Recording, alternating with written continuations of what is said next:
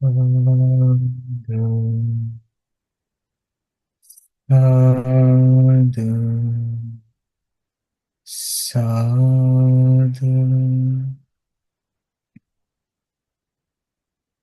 So let's begin our Dhamma discussion. I hope everyone is doing good.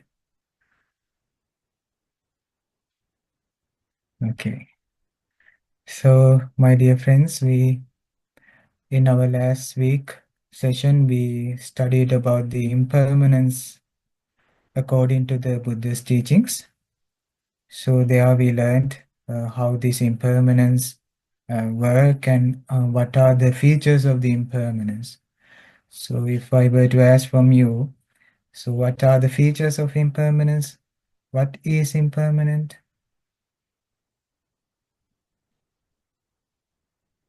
How do you define impermanence? It's changing, Bante. Yeah, it is changing. And how did we learn in our last week about impermanence?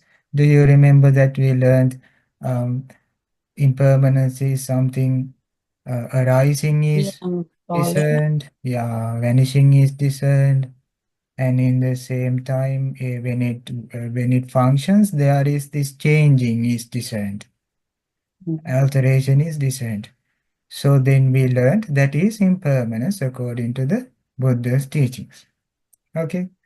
So among what are these impermanent? Nature is visible. If somebody were to ask that question, how do you answer? Among what? Impermanence is visible. It's the ears, it's the eyes, Yes, the it is in nose, the our smell, all eye, the senses yeah, internal senses, and eye, and ear, so sense on. objects and Yes, sense objects. yeah, and also among the sense objects like sight, sound, so on. So in that, with the support of that teaching, we learned so the consciousness also impermanent because consciousness, according to the teachings, Buddha have taught us the consciousness is dependent. Consciousness dependent on the eye and the sight, ear and the sound, nose and the smells, tongue and the taste, body and the tactile objects, mind and mental object. So we learned consciousness arises dependent on these internal our sense organs together with the external sense objects. Do you remember that, friends? We had such a discussion. Yes, Bante. Yeah. So It's hard to forget.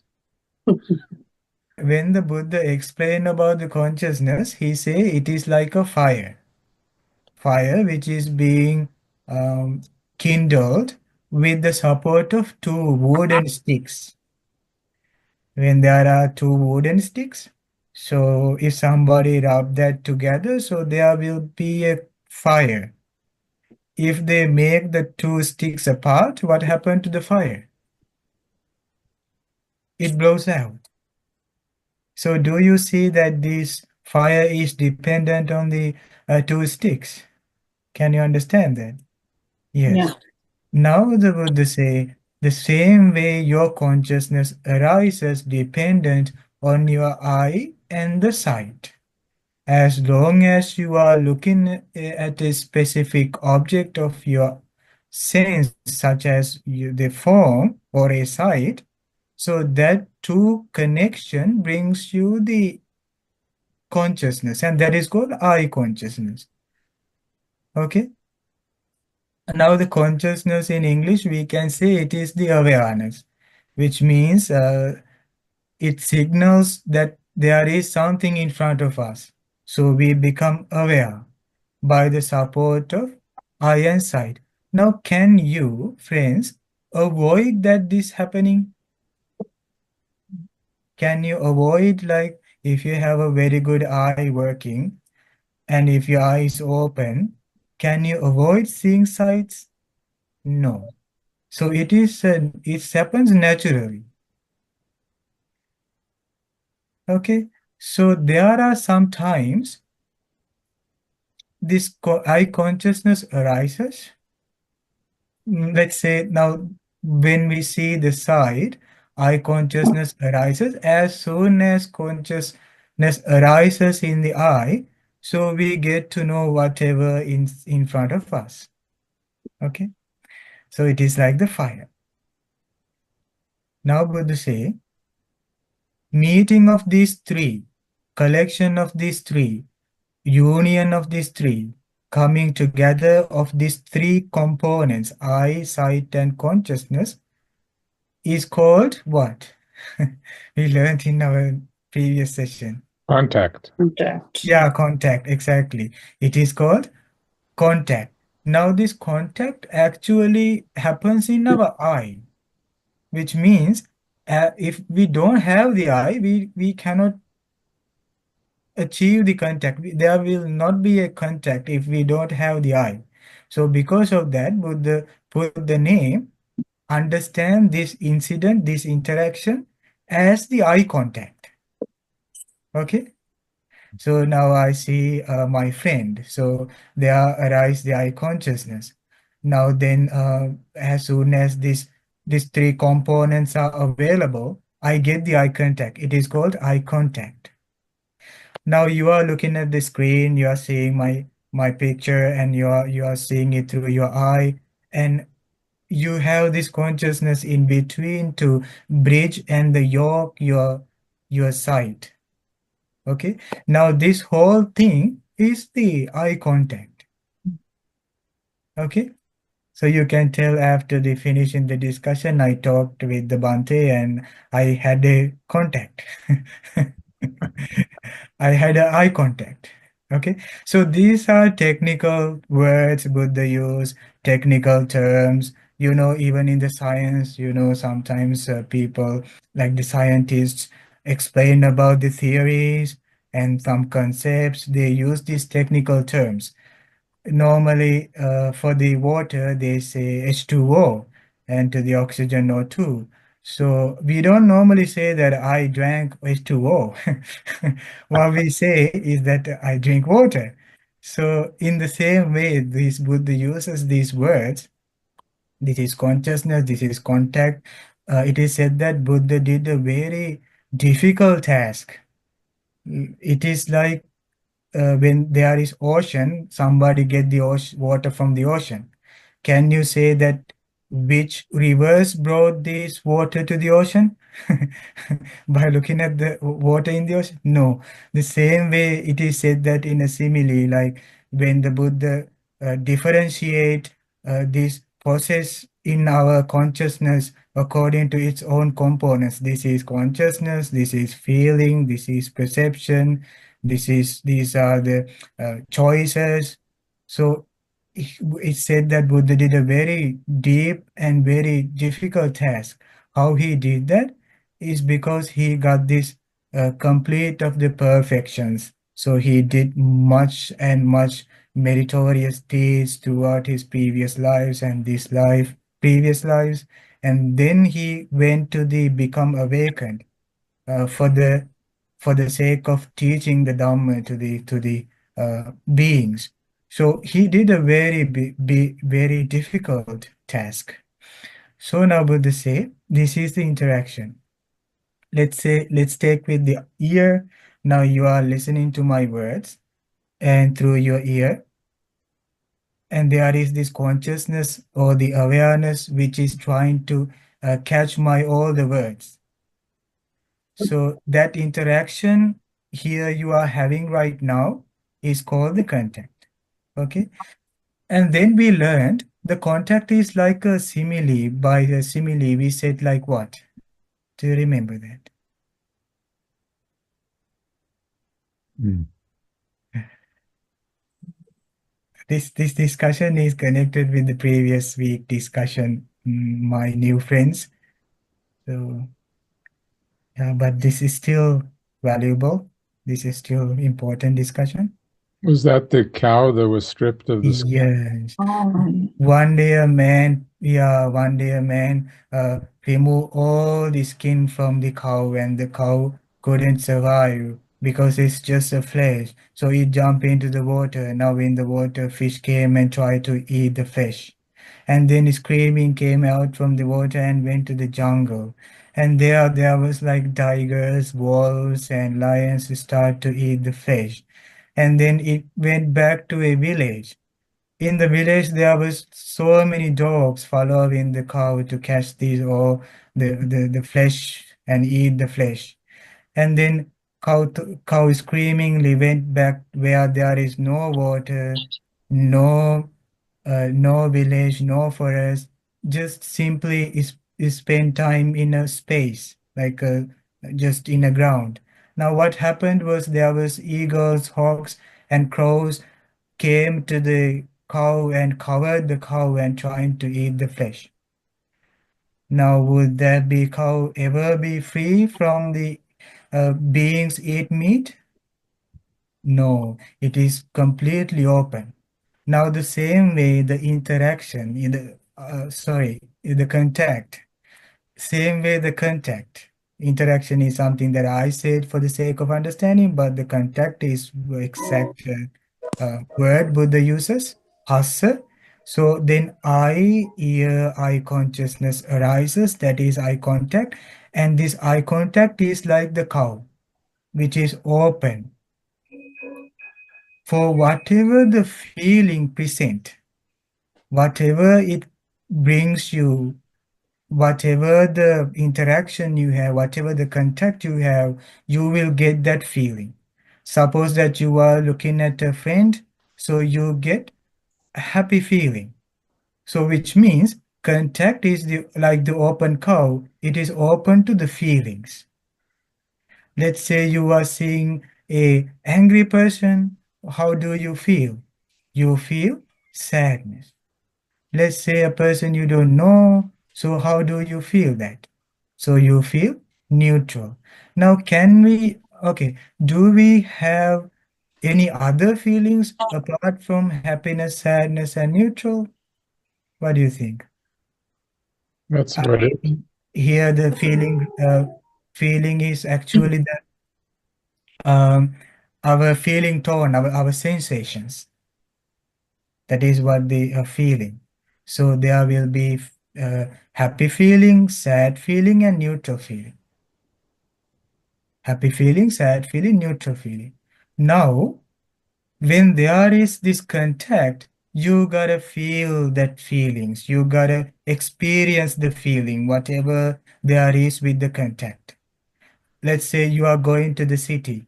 So whoever you see, according to that your interaction, according to the contact, it keeps bringing your feelings. It keep bringing your happiness, sometimes sadness, sometimes neutral, and it keep changing. Now, if I ask you this question, now let's say there is a sad feeling. So if there is sad feeling, what should what will I gonna have after the sad feeling? What will be the immediate reaction to the sad feeling?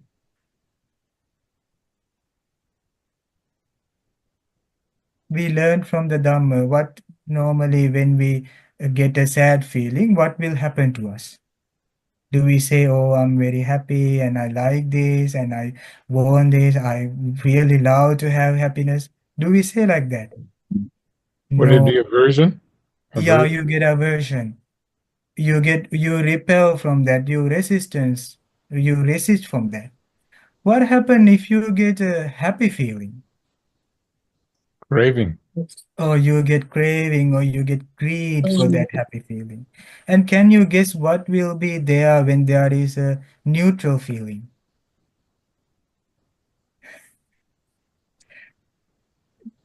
Do you think we have neutral feelings?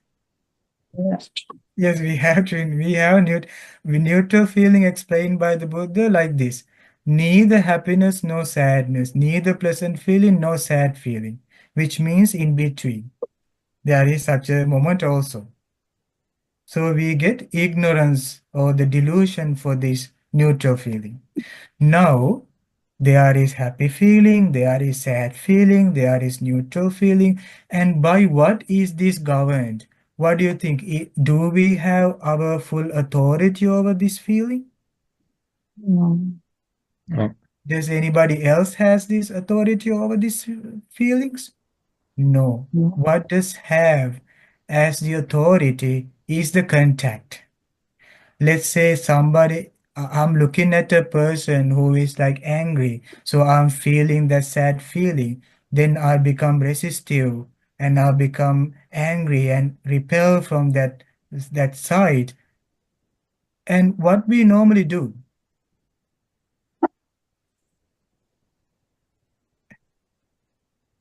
what do we do if there is a person is looking at angry? You change this your face. You look somewhere else. Then what happened? Your feeling, what happened to your feeling? So the feeling will naturally change. Let's say there is a beautiful person. So now you get happy feeling. Now because of the happy feeling, there will be the immediate result of craving or greed. So what happened to our face? Our face follows, our eyes follows that, right? You get attached. Yeah. Now, do you see this happy feeling and sad feeling is under the control of the contact? Can you understand that? Yes. Is it you are controlling your feelings? Or No. is that because of the contact is being controlled? Because of contact. Yeah, it is contract. It is the contact which controls the feelings. If I were to say that I don't need this I don't need this sad feeling, what should I do? Is to change the contact. If I don't need to listen to someone is criticizing me, what I do? Perhaps I will run away from that place. I will escape from that place, or perhaps I will put my fingers in the size of my ears so I don't listen to that. I don't hear that. So what I did was to trying to control the contact. I tried to control this interaction, what I was having in this situation. So which means our feelings are dependent on the contact. Okay, so let's go back to this the whole thing. Let's see. Now, during our previous session, we learned that the eye meet up with the sight, and then there is this eye consciousness arises, that is the awareness. And when these three adds together, that is the contact. And then we learned that it leads to the feelings. And all together, this is a process which is not under our control. It is being governed by conditions. So can we expect that may I never see anyone who looking at me angrily? No. May I never find anyone who talk to me angrily? No. Can we expect may I never have happiness, sadness, or neutral? No. Why? Because there is this ongoing interactions, ongoing contact. But for the Buddha's life, for the enlightened beings, they don't get any greed for the happy feeling. They don't get any aversion to the sad feeling. They don't get any uh, delusion for the neutral feeling. They still have the sensitivity. They still have the feelings, but they don't create greed, anger, delusion right after the feeling. They become sensitive. They are not like enlightened beings are not like stones and logs and like don't feel anything heartless like that. No, that's how we try to understand it with our perspective, but it is not. We gotta understand these teachings with our experience. Now we can see this through this discussion about the Buddha, not just like we seeing him from a statue. We can see the Buddha Buddha's teaching from this discussion. We can see the enlightened beings' lives with this discussion. Okay, friends. Now the Buddha say, now there is this process working on. So it is how we interact with the world and how that our internal senses and external senses will work. Now the Buddha say, we'll talk a little bit more about this topic because I want to share with you sutta after this, and then that sutta will clear out this idea even more. Now let's suppose in my right side there is an angel. Okay, there's a beautiful person. Okay, let's suppose in my left side there is a dead body. Okay, how do we feel when we see a angel? Happy. Yeah, we get a happy feeling. Oh, this is an angel. Now, how do we feel when there's a dead body? Sad. Oh, Sad sadness. or Oh, I feel so sad. Now, what's going on in here technically? Let's try to understand with these technical terms. Now, you see this through your eye, you see the sight of the angel, and then your consciousness arises in order to let you know about this angel. So the hair, the skin, the color, the teeth, and all the shape and everything will be grasped by the consciousness. So it will collect, consciousness will collect all the details from the sight, and it lets yourself know. Now that is this knowing factor, so it will let you know. Now the I see the angel, the eye consciousness arises. Now this interaction is contact, and then I start to feel happiness. I get more greed. Let's say I get greed, so I keep on looking at that person, that angel. Okay. Now I will change my head to the direction of the dead body. Okay. Now, what happened to my eye when I'm changing is that when I change in the head, what happened to the eye was that it changed. It is not the eye that were when I was looking at the angel. So the eye was keep on changing. It's Okay. impermanent. Yeah, it's impermanent. Yeah, it's impermanent.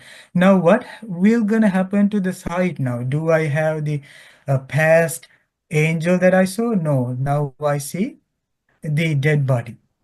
Okay. Now, what will happen to the consciousness? Now, the consciousness is start to capture all the details from the dead body. Now, see, this is oozing and this is swollen and there is hair. So we don't need to go with the picture, but the dead body. So let's say, for the sake of understanding, now there is this consciousness. And now the I and the sight brings you this consciousness, and the consciousness will brings you all the information. Now there is this contact. Now the contact brings me the feeling. What would be the feeling now I'm having? Sad feeling. Now I changed. Now my eye was changed from the angel. The sight was changed. Now what do you think? Was that consciousness stays the same way that when I was looking at the angel? Mhm. What do you think? No, different. no, No, it's different. it's different. Because why it is different? Because it was relied on this angel and the eye. Because that too was changed. Now now my consciousness was changed. Whatever built on that, everything gonna be impermanent. Now let's say now I have a different eye, different side, different consciousness, and now the contact. What do you think? Was that contact changed, or is that the same contact? It was Yeah. changed. Now, if anywhere, at any time, if a contact were to change, what will gonna happen to the feelings dependent on the contact? Will If that it ever gonna be permanent? You Mhm. know, Changes. that feeling, yeah, that feeling will definitely gonna change. And that's what we see. Now, can't we see this with through our experience?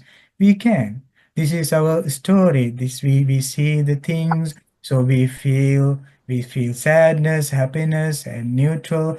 But what brings us the pain is because that we react to that. We react to the happiness, we react to the sadness, we react to the neutral feeling. A reason why is because we couldn't see this as a dependent origination.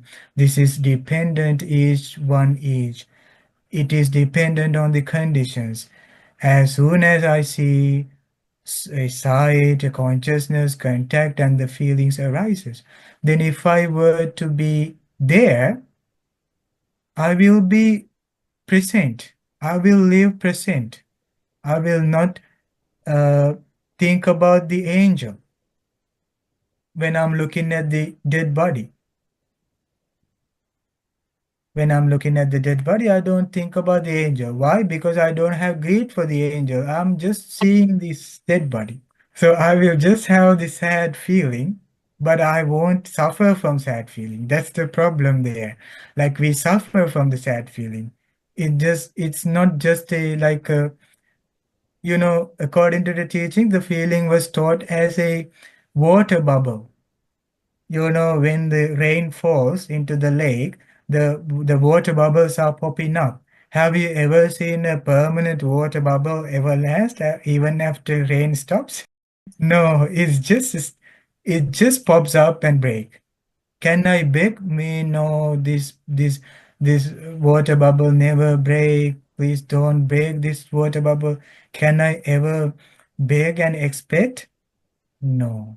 It just pops up and breaks, pops up and breaks. Buddha say to see the feelings like that. Happiness arises and it breaks. Sadness arises, it breaks. Neutral arises, it breaks. Then we won't react to that with the intention of like being greed or being hate. And the purpose of our life would be something like different from this instant drive of our senses. But I would say the purpose of the life would be the finding our purpose, like being kind and being content and being compassionate. So anyway, now the senses brings us the feelings dependent on the conditions. Okay, now do you get that point, friends? Yes, okay. Now, let's apply the impermanence. Let's try to see the impermanence. Now, what are the features of the impermanence? We learned that. There is an arising, Vanishing. complete, yeah, vanishing or falling, And and what, changing. yeah, it changing. Okay, whoever tell you something is impermanence, try to understand, oh, this is talking about arising, vanishing, and changing. Don't try to put your own personal interpretations, your imagination, but just try to stick to the guidance the Buddha taught. Then we can be more clear. Now, when we see the eye, we see eye is arising, eye is vanishing, eye is in the same time, eye is changing. Sight is arising, sight is vanishing, sight is in the same time changing. Now, can you understand about this impermanence of the sight? Does that make sense, friends? Now, while you're looking at me to the screen, you might see that my appearance is always changing. So that is the impermanence of the sight. After finishing the discussion, you will close your computer and you will go and talk with your friends, your family, and your friends. Then, do you have the sight that you saw through the computer? Mhm. No, then it was changed, arising, vanishing, and changing. Now the consciousness, Change. Yeah, arising, vanishing, and Yeah. change. How about this collection, unity, and coming together of these three components? Arising, vanishing, and changing. And what will happen to the feeling? Arising, vanishing, and changing. Okay? That is impermanence. Now, friends, Buddha say, if something is changing, it doesn't have a self. Okay? It's a deep topic. If something is changing, it doesn't have a self. What do we desire in our life is to have a permanent happiness, everlasting happiness, right? But because of this changing of the conditions, Buddha say there is no self, anatta. Okay, let's try to see and how the Buddha teach this according to a sutta teaching. I'm going to share the screen.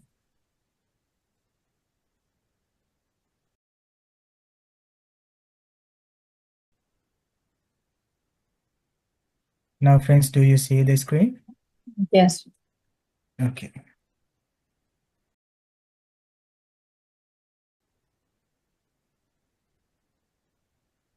Now, Buddha say, Chakku attatiyo vadeya tamna uppajjati. If anyone says the I is self, that is not tenable. What is the meaning of tenable? It is tenable means the Pali word is na uppajjati, is not tenable. There are like synonyms in other translations, like it say does not obtainable, does not obtain, is not justified, is not acceptable. So I would use this not acceptable. So now Buddha say, if anyone says the I is self, that is not acceptable. The arising and vanishing of the I is evident. Now it is evident for us that I is changing, arising and vanishing. Arising and vanishing of the I is evident. So it would follow that one's self arises and vanishes.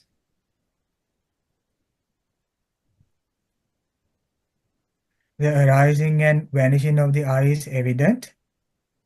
Now if one were to say I is self, that is not acceptable. Arising and vanishing of the I is evident. So it would follow that one's self arises and vanishes. That is why it is not tenable or acceptable to claim that the I is self.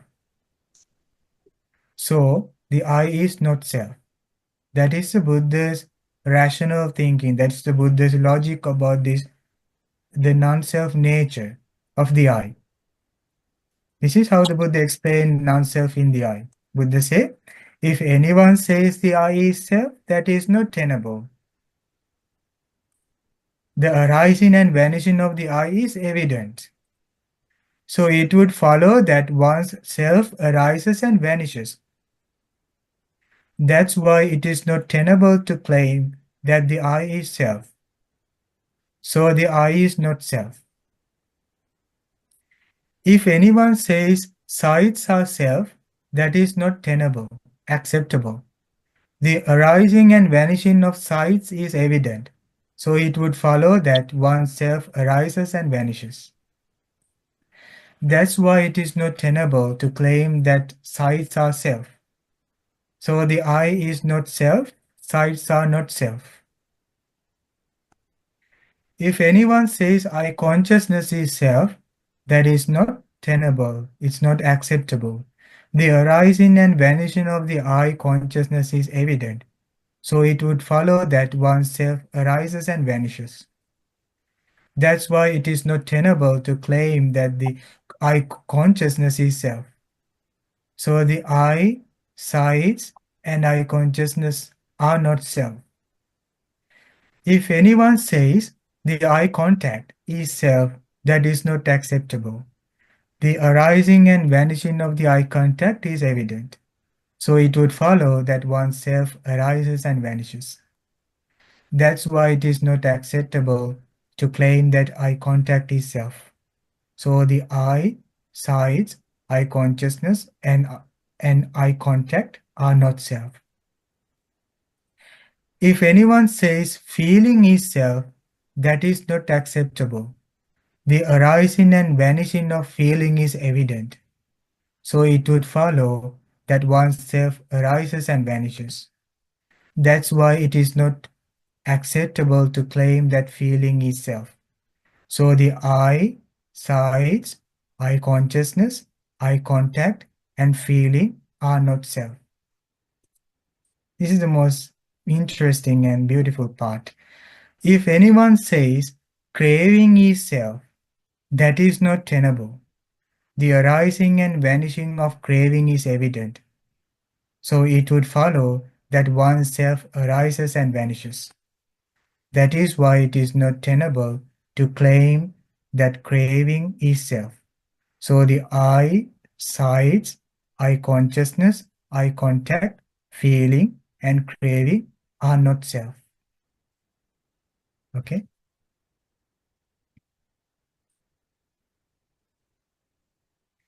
That is the exact reflection that we do when we do vipassana.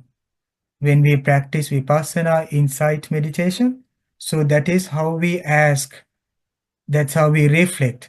So I have the notion of self in my eye, and I would say that this eye is self. But it is apparent that the eye is continuously arising and vanishing.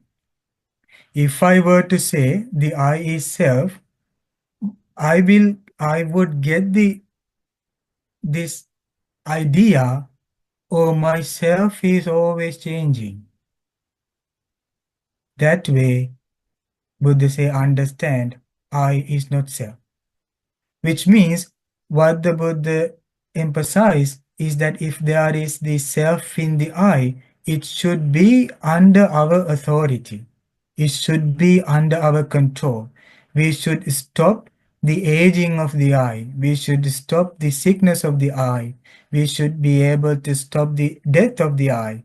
But because there is no that power, the Buddha say, understand, because now it is arising and vanishing, I is not self. Which means we have this in our background awareness, we have this feeling that there is a self in the eye. Now let's look at the sight. Now when we see someone or something, whatever in the world, we have in our background like a notion that there is a self in these sights that I'm seeing.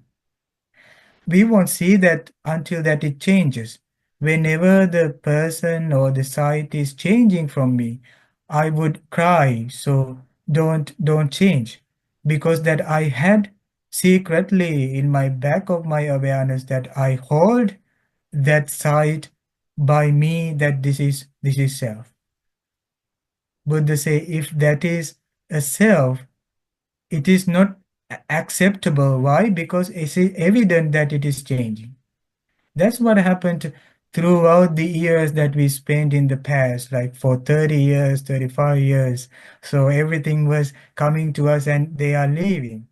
But what happened was that we continuously kept like assuming there is this self in the sight that I'm seeing. So I'm trying to cover up that. The Buddha say you can see that it is arising and it is vanishing. So it reveals you. There are evidence to see that. So because of that, if one were to say it is self, it is not acceptable. So understand, Buddha say, understand that sight is not self.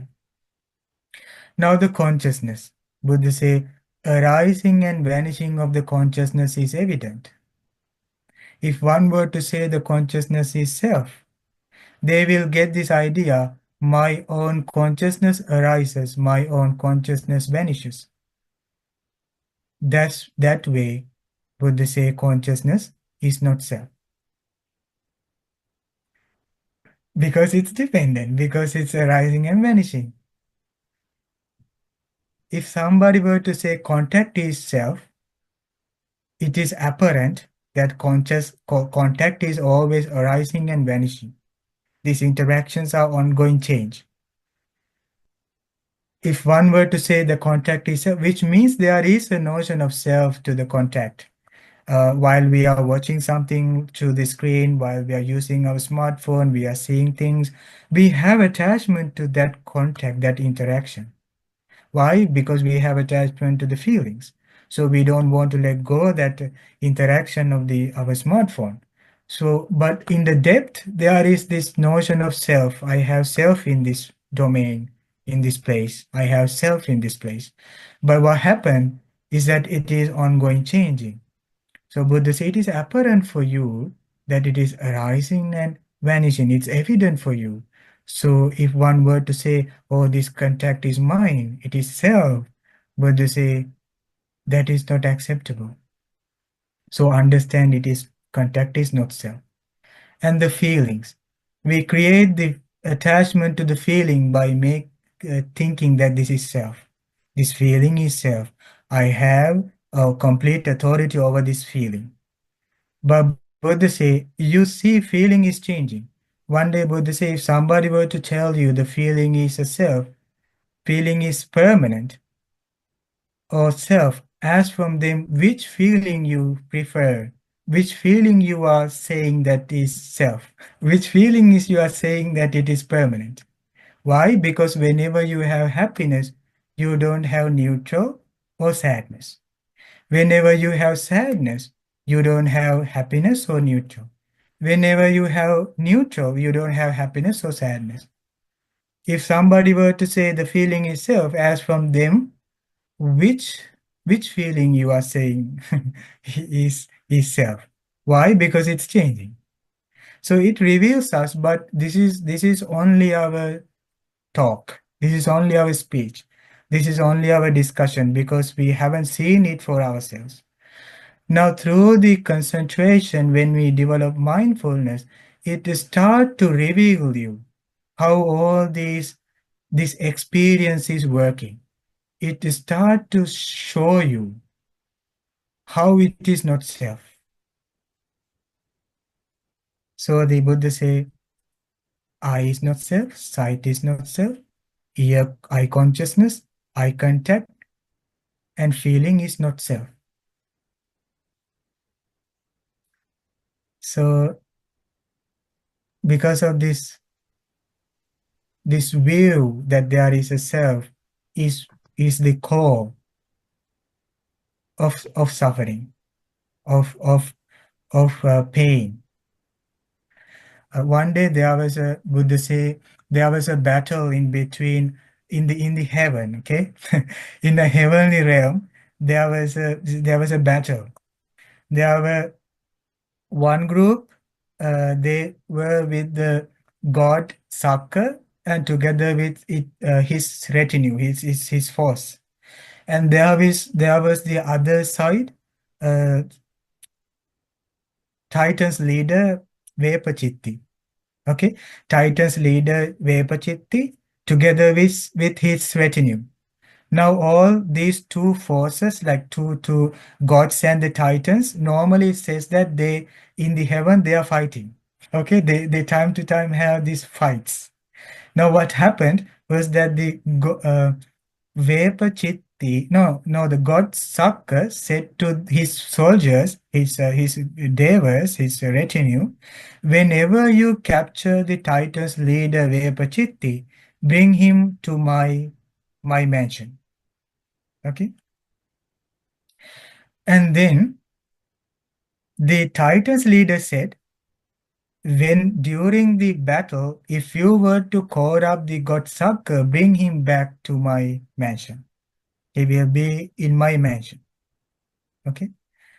So now what happened was that from the battle, the gods won. Titans defeated. Now the gods took this Titans leader to their, it's called this assembly hall.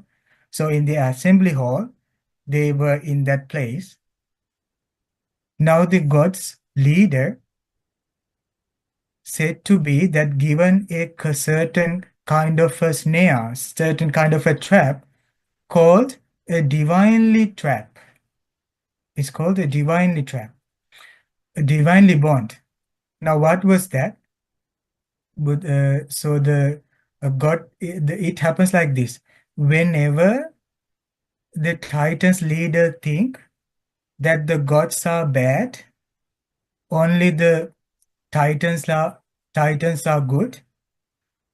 This God Saka is really bad, and they are very bad. I will run away from this place. I will run away from the gods, and I will run away from the assembly hall, and I will go to my mansion. Okay. Whenever that he think like that, the trap is that the Titans leader neck, Titans leader two arms, and Titans leader two legs become so much trapped, so much like tied. It will be more and more tight if that Titans leader think like that. The gods are bad, I will run away.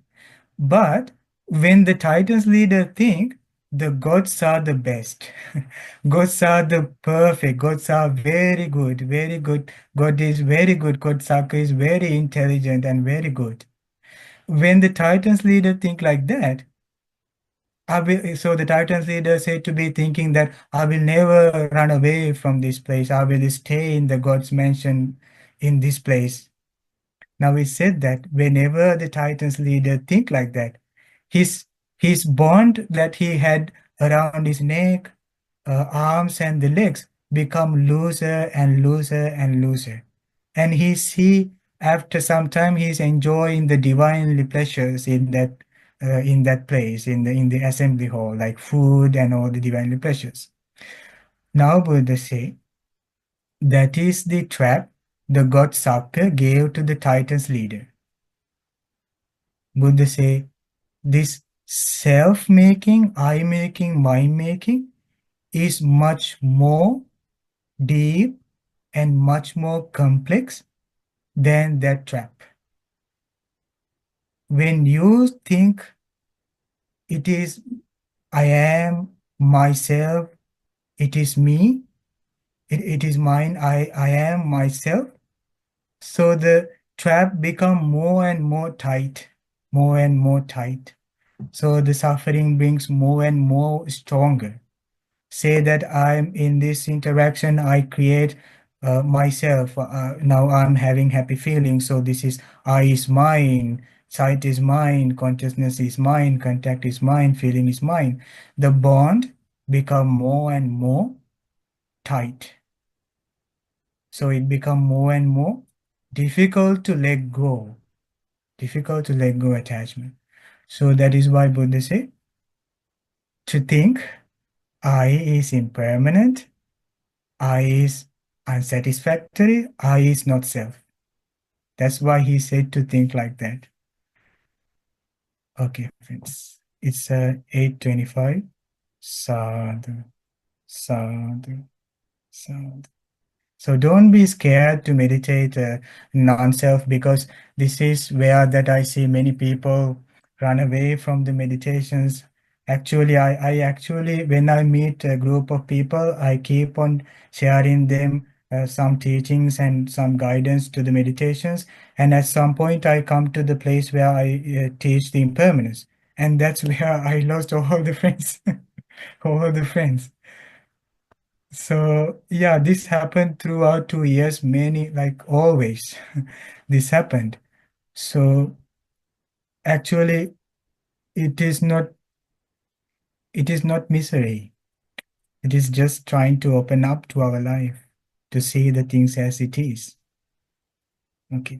So The question I have is, I understand like the impermanence of the sense faculties, yes. but my question is, why do we attach to these sad feelings? Like, I understand the happy feeling because it brings Ignorance. pleasure. Ignorance? Yeah, I hope you, yeah. you asked why we have attachment to the sad feeling. Yeah. It was because of ignorance, because we don't see the whole process as impermanent. Okay. I mean, let's say there is sadness. So do we need to get angry to the sadness? No. So, okay, why do we get angry for the sadness? Why we try to run away? Why we try to repel and resist from the sad feeling? Why? What is the reason for that? Is it because we don't want to feel the feeling? Because it's Well, I would too say painful? it is because we don't know about sad feeling is impermanent. Mm. That's why we get angry. That's why we get repel and like resistance. That's why we try to repel from that, because we don't see the sad feeling is just arising and vanishing. It will be like a water bubble. So I need to practice more. Well, yeah, whenever you see the sad feeling, try to see it as not self, impermanence, unsatisfactory. Okay, thank you. Thank you, Bante.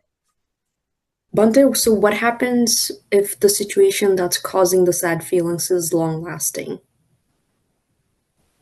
I would say we need to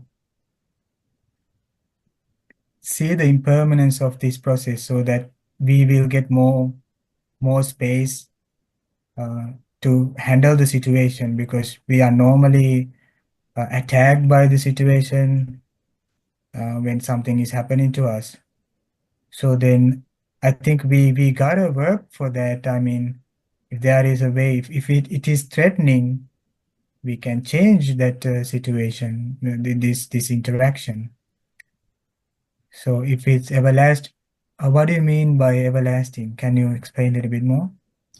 Well, I don't know about everlasting, but since, like, in Buddhism, almost everything is kind of seen as impermanent, or a lot of the changing things. But I meant to say, like, the situation that is causing the sad feeling, so it is long lasting. So it lasts for a longer time, which basically, fuels your sad feelings for the, over the course of, like, many days or so, let's say. So how does that work? How can you see the impermanence in that situation? So you don't even know that the situation that's causing the sad feelings is going to end or not. So how do you see impermanence in that situation, I guess, is what I'm trying to ask. Actually, now you're asking from us like a normal level of seeing that. I mean, it's a normal way of like seeing that situation. But this is referring to the deeper level of understanding that situation in an impermanence way, which means what I'm going to tell, like, there can be things, let's say, to grow older, like our eyes, ears at some point might uh, not be able to see the sight, wherever the sight, whatever the beautiful is the sight, whatever the beautiful the sound. Our ears might not be able to hear that. But but that changing takes so long. Like, let's say, after another 30 years or 40 years, it can happen to us, like it is changing, right? So, but in this case, what it is meant by seeing that impermanence is that seeing that impermanence here and now in this very moment, like in deep down in the experience, is continuously changing. The sight is continuously changing. Ear is continuously changing. I mean, if you deep down into the depth of that experience, you will see it's in a constant flux of changing. Even let's say you have a sad feeling, you get into the deep down into the sad feeling, what you will see is constantly changing. There is no one point where it stays. the feeling doesn't have a specific place which it stays, which is solid. It is continuously changing. If I were to expect that this moment will gonna be everlast, this sadness will gonna be everlast, can I expect that this sadness will gonna be everlast? You don't even have that sadness. Like, I mean, you don't even have any control over that sadness to expect that it will change over time. Like, I mean, there's no self. Like we try to see it with the self. So I will get out from this sad feeling over time. So it is because I'm trying to see that myself will be better in the future. Ante, I think what Sibi is saying, that sometimes the sad feelings or whatever that emotional reaction is takes a long time. So in the moment when the emotion very deep, it's kind of hard to pull away from it. Like it's hard because you're so in the depth of it that it's gone too far. Like it's hard to come back when you know, to the point where you could sort of settle the emotion down or that sad feeling down. That for some people, for example, people who have anxiety or depression goes on for years. So you said one thing, which was the depth. Does that mean you look for what the cause of? No, I meant for No? the exact feeling of that emotion. Let's say I'm struck by a bad, like a sad emotion. So what I gotta do is to look deep, like the impermanent nature of the emotion. So that emotion, I might expect that this will gonna be for 2 or 3 days in the future, but I don't want to think like that, because if I got the correct view to the feeling that it is not self, this emotion, I cannot control this, then I won't make any like a notion depending on that feeling, that emotion, that this will gonna this will should change, because it itself is it itself continues to keep changing. We just have to see with a detached observation that this is arising and this is vanishing. What we normally do is that try to see this emotion is arising, vanishing, and changing.